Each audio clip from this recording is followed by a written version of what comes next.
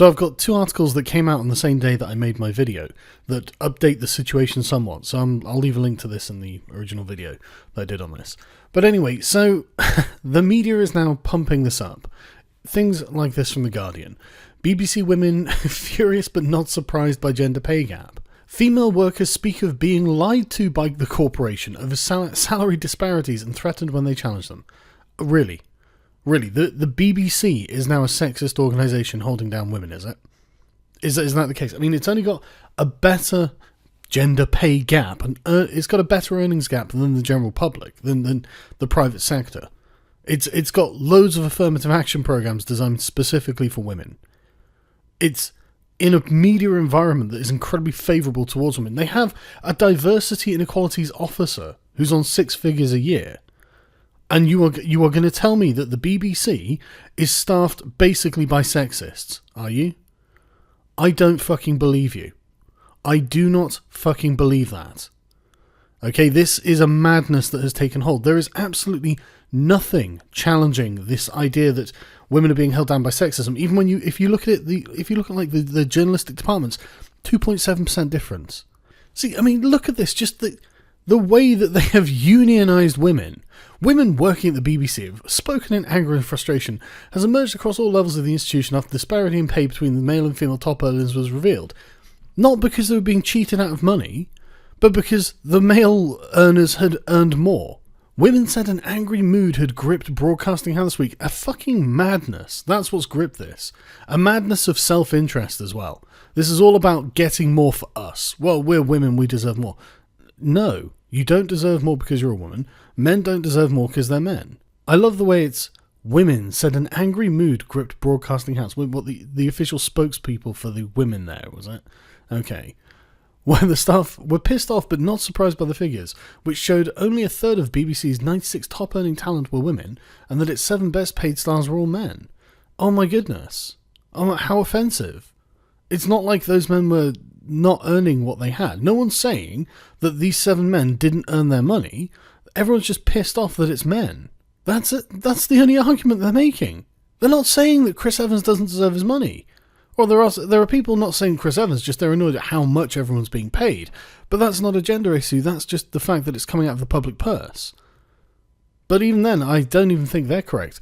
Because there was some lady who works for BBC social media. They added up all the salaries. I mean, 28.7 million a year really isn't that much. Considering the example she gives, Ant and Dec are on 30 million, and they're just one act. So it's not like the BBC guys are. I mean, I didn't take any issue with the amount they're being paid because I don't think it's particularly spectacular either.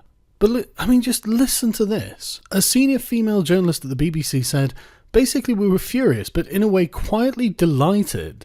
Some of us have been ringing each other. The BBC had lied point blank to women and people of colour for years. Had it? What? When? About what? Even when found out and challenged over blatant pay inequality, they keep lying. This isn't blatant pay inequality, you lunatics. 2% at one point.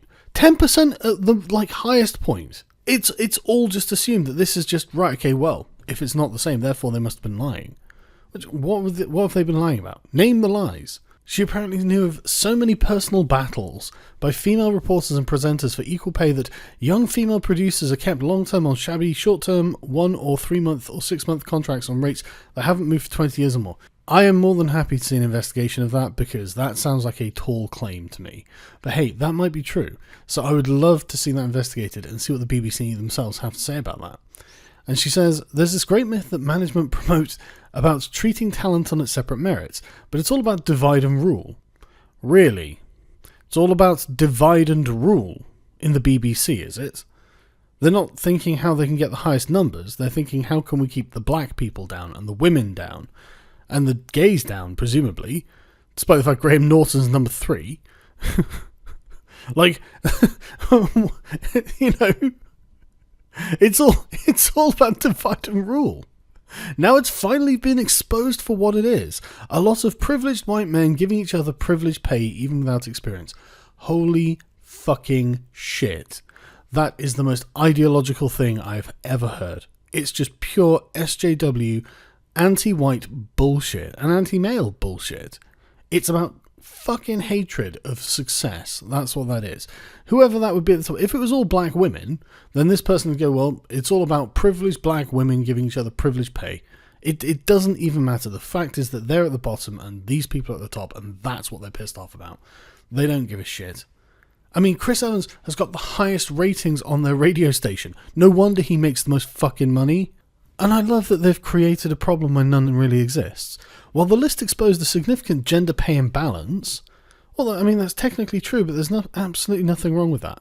And now I'd like to hear the left and right-handed imbalance. Then I would like the brown hair and blonde hair imbalance. Then I would like the blue and brown-eyed imbalance. You know, these things aren't going to be the same, but why the hell should they be? In what world is that going to turn out to be exactly the same? That's crazy. And no, you shouldn't have to correct for that. There's nothing holding people back. These people can get there, and about a third of them do. About a third of them are made up of those people who want to be there. You don't have to do anything about this. One woman said, quite a lot of people are pissed off because of the gender gap. Yeah, that's because they're feminist ideologues. But there are lots of people who are pissed off. This is a big swerve taking the focus off the real story, which is the gap in pay between ordinary producers, etc., and management on six-figure sums. Yeah, that's the real story. That's not, again, your direct self-interest. I don't give a shit about that. Why would I? Why would anyone give a shit about that? That's your interest. And the thing is, right, this woman here is she's saying that she's essentially working for minimum wage. And I'm not unsympathetic to the plight of people who are working on minimum wage and could be doing with more money. What annoys me is the fact they have to fucking gender this. I just don't see why they don't think these things also happen to men. And so I said in the video that no one had made any charges yet. Well, they're thinking about it. The problem with the British legal system isn't actually the laws, which are relatively egalitarian. The problem is with the judges, who are patriarchal. Now point to the sexists, because this is like my major problem with this whole thing. Like, okay, fine, right? Your top, like, I don't know, 10 people or whatever it was, they don't, top 7 people, they're men. Okay, who appointed them and who set their pay? Because when you're appointing people at that sort of level, it's really a handful of people that have that ability and that decision-making capacity. So, okay, let's find those 3 or 4 people, whoever's got the potential responsibility, and find out who did it and whether they're a sexist. Did they do it for discriminatory reasons? And your answer's going to be no. Your answer's going to be, well, no, you can't fault that reasoning. It's not because he's a man that they gave him the money. It's because he's Gary Lineker that they gave him the money. If I just replace a couple of words in this document to make it a group of 10 Islamist presenters complaining about the in-group preference of the highest-earning Jews in the corporation, suddenly it looks really fucking bigoted, doesn't it? At least 10 Islamist presenters are reportedly preparing to sue the BBC after seismic in-group preference at the public broadcaster was revealed. Radio 4's Muslims Hour presenter Jane Garvey, who is leading the group, said a legal claim was certainly a possibility after the corporation was forced to publish a list of people earning more than £150,000. Controversy followed the report's release when it emerged that the stars earning over £500,000 were all Jews. Many Islamist presenters are reportedly furious that their Jewish counterparts are significantly better paid despite doing the same job. Ms. Garvey told The Telegraph, "This is the Islam in full flow. Not a single Jewish broadcaster has been in touch to offer their support." Do you see how this sounds? This is fucking awful.